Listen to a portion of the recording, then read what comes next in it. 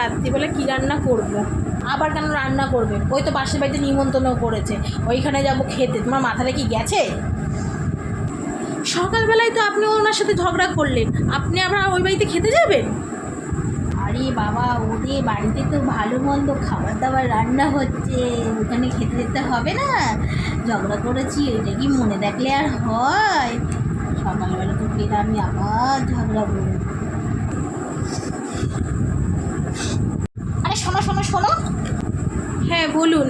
ওকে phone করে বলে দাও ওই গিফট টিপ আনতে হবে না, তোমার একটা ইঁদুরে কাটা শাড়ি আছে না, ওটাকেই ভালো করে প্যাকিং করে ওটাকেই দিয়ে দেবো।